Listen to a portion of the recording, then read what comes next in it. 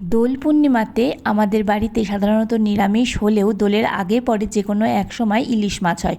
গত বছরও ঠিক এইভাবে রান্নাটা করেছিলাম, খেতে এত ভালো হয়েছিল, তাই এবার দোলের আগে আবার রান্না করলাম আর সেই রেসিপি তোমাদের সাথে শেয়ার করছি। Hello friends, welcome back to Ojo and mom cooking and vlogging.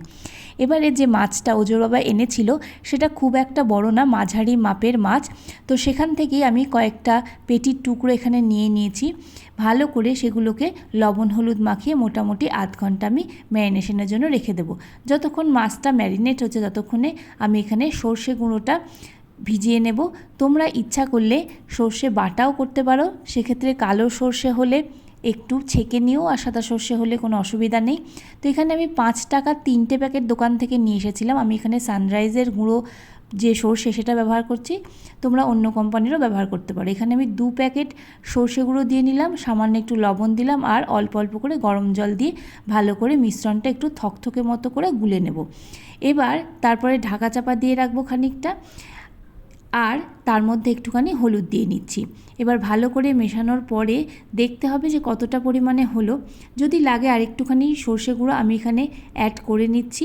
মোটামুটি আমি 5 টাকা দামের সর্ষে গুঁড়োর প্যাকেট 2.5খানা ব্যবহার করেছি। এবার ভালো করে সর্ষেটা জল আর লবণ হলুদ সবার সঙ্গে মিশিয়ে মোটামুটি 6 থেকে 7 মিনিট ঢেকে রেখে দেব। 6 থেকে 7 মিনিট পরে দেখো সর্ষে গুঁড়োটা কিন্তু জলের মধ্যে দেওয়ার ফলে একটু ফুলে উঠেছে।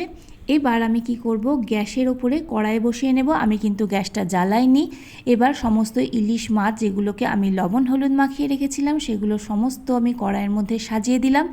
এবার যে মশলাটা মানে যে সর্ষে গুঁড়োটা আমি এখানে জলের সঙ্গে থকথকে করে মিশিয়ে রেখেছিলাম সেই পুরো মশলাটা কিন্তু আমি এর মধ্যে দিয়ে নিচ্ছি। এর মধ্যে সামান্য একটুখানি চিনি দিয়ে নিলাম, আর যে বাটিতে আমি সর্ষে গুঁড়োটা গুলে রেখেছিলাম সেই বাটি ধোয়া জল আমি একটু অল্প করে এর মধ্যে দিয়ে দিচ্ছি। খুব বেশি জল আমি প্রথমে দেব না, আমি এখানে খানিকটা জল নিয়ে তারপরে এর মধ্যে ঢেলে দেব। এরপরে আমি আরও কিছু উপকরণ যোগ করব, সেটা দেখাচ্ছি। আমি এখানে স্বাদ মতো লঙ্কা বাটা ব্যবহার করছি। তোমরা চাইলে অবশ্যই স্কিপ করতে পারো, তবে লঙ্কা বাটা দিলে স্বাদটা বেশ ভালো আসে। আমি এখানে বেশি লঙ্কা বাটা দিইনি, মোটামুটি 1 চামচের একটু কম দিয়েছি। এবার একটা চামচ দিয়ে খুব ভালো করে এই মশলার সঙ্গে মাছগুলোকে মিশিয়ে নেব।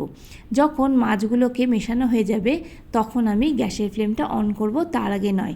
এখানে আমি চামচ ব্যবহার করছি, তোমরা ইচ্ছা করলে হাতও ব্যবহার করতে পারো, তবে আমার এখানে একটুখানি লঙ্কা বাটা ভয় লাগে বলে আমি এখানে হাত ব্যবহার না করে চামচ ব্যবহার করছি। একটু সাবধানে ব্যবহার করতে হবে, নাহলে কিন্তু ইলিশ মাছ তো খুব নরম মাছ, যে কোনো মুহূর্তে ভেঙে যেতে পারে। আমি এখানে সুন্দর করে মাখিয়ে দিয়েছি, সব জায়গায় মশলা তেল সমানভাবে পৌঁছে গেছে।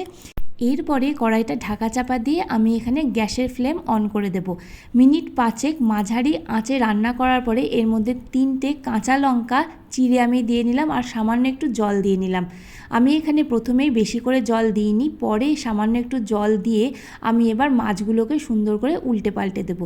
তবে এখানে উল্টানোর সময় একটু খেয়াল রাখতে হবে, যদি খুন্তি দিয়ে তোমরা না উল্টাতে পারো অবশ্যই হাতা ব্যবহার করো, কারণ ইলিশ মাছ ভাজা নেই, একদমই কাঁচা বলে কিন্তু যে কোনো মুহূর্তে ভেঙে যেতে পারে। তোমরা খেয়াল করতে পারছো যে একটা মাছের তেলের দিকটা আমারও একটু খসে গেছে। আর এবার আমি সমস্ত মাছগুলোকে ভালো করে সাবধানে উল্টে দিয়ে চারিপাশের যে সর্ষে আছে সেগুলোকে নামিয়ে নিলাম। আরও এখানে খানতিনেক লঙ্কা আমি আস্ত যোগ করলাম।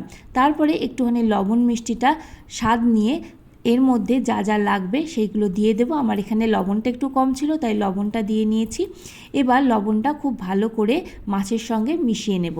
তারপরে এর মধ্যে আরও খানিকটা জল দেবো, খানিকটা মানে আমি এখানে 2 টেবিল চামচ মতো জল দিয়েছি, আর এখানে 1 টেবিল চামচের বেশি মানে 1.5 টেবিল চামচ মতো আমি এখানে সর্ষের তেল দিয়েছি, কাঁচা সর্ষের তেল। তারপরে মিনিট 2 ফুটিয়ে আমি গ্যাসটা অফ করেছি আর মিনিট 5 মতো স্ট্যান্ডিং টাইমে দিয়েছি। ব্যাস হয়ে গেল দারুণ স্বাদের সর্ষে দিয়ে ইলিশ মাছ ভাপা। যাদের বাড়িতে নিরামিষ খাও দোলে তারা আগে পরে, আর যারা খাসির মাংস খাও তারা এবার একটু স্বাদ বদল করে দেখো না এই মাছের রেসিপিটা রান্না করে কেমন লাগে। আশা করি ভালোই লাগবে।